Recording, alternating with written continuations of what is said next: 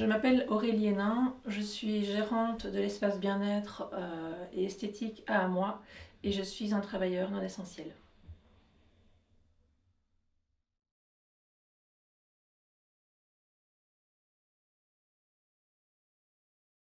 Alors dans un premier temps, quand on m'a dit que j'étais non essentiel, j'ai trouvé que c'était tout le monde, puisque tous les commerces étaient fermés, donc j'ai trouvé ça normal et que tout le monde allait mettre chacun sa pierre à l'édifice.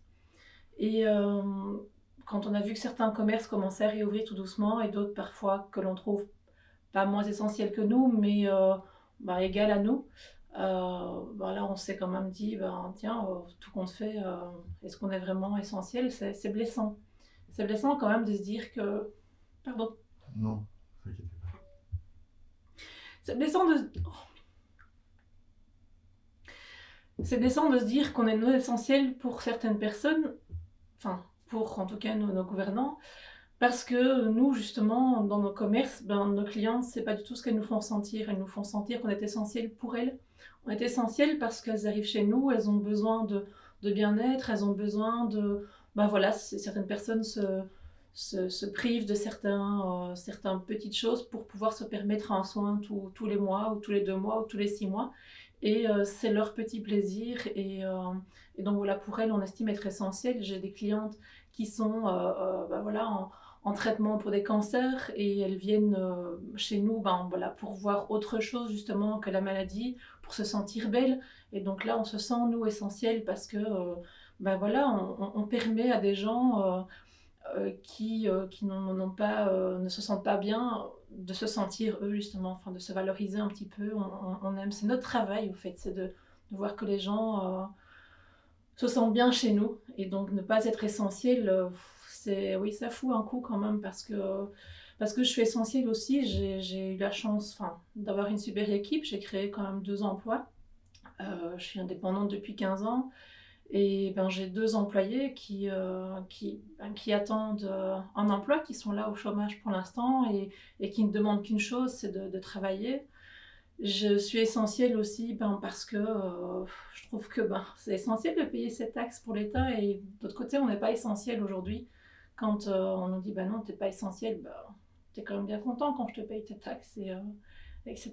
Donc voilà, c'est pas un essentiel, c'est assez blessant. Je suis donc moi dans un village, donc à moi, et ça nous permet vraiment d'avoir une clientèle régulière depuis plusieurs années. Et on a plein de messages, des messages, des coups de téléphone. On a une page Insta ou une page Facebook par laquelle on reste en contact. On a fait des lives par lesquels on a eu aussi des contacts avec nos clientèles, mais c'est pas ça mon métier, même si on pourrait me dire, ah bah oui, tu as vendu pour les fêtes. Oui, c'est vrai qu'on a eu du monde, c'était chouette, on était dans une belle ambiance. Donc le mois de décembre, pour moi en tout cas, j'ai eu cette chance par rapport à d'autres qui sont fermés complètement à l'arrêt. J'ai eu cette chance d'avoir juste 5 minutes le contact avec mes clients ou mes clientes. C'est pas ça mon travail. Moi, mon travail, c'est d'être dans ma cabine avec mes clientes et faire mon massage, faire mon soin, voilà, c'est ça, c'est rester 1 heure, c'est être avec ma cliente on connaît toute leur vie parfois. J'ai des clientes que j'ai depuis 15 ans, j'ai vu leurs enfants dans un maxi-cosy. Aujourd'hui, elles sont en secondaire, ce sont devenues mes petites clientes aussi. Et donc, on fait partie de leur vie, on sait plein de choses sur elles que d'autres ne savent peut-être pas. Parfois, on est un peu des personnes à qui elles se confient. Elles n'ont pas forcément, on est un peu des confidentes ou parfois psychologues, même si on essaie toujours de rester un peu. Mais voilà, c'est ça que, oui, on a du retour de nos clientes, à qui on manque, c'est ce qu'elles nous disent, donc elles nous manquent énormément aussi. On est dans un métier de toute façon où l'hygiène est très importante, où on est obligé toujours d'avoir une hygiène très très rigoureuse. Maintenant, c'est ce port du masque qui fait barrière. Ce sont les plexis qui font des barrières et qui créent des barrières un peu avec nos clientes.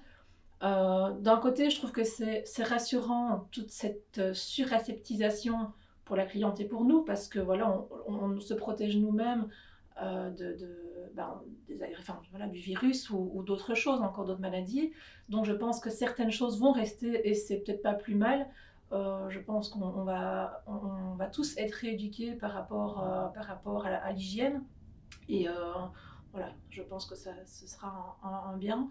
Mais il y a cette barrière, oui, de plexi, mais voilà, oui, mon métier, c'est un métier de contact, comme, et je ne peux pas toucher les clients. Je dois les prendre avec des pincettes, et c'est pas ça. Quand j'ai des clientes, quand elles arrivent, voilà, on s'embrassait, on se serrait la main, ou on avait des petits gestes.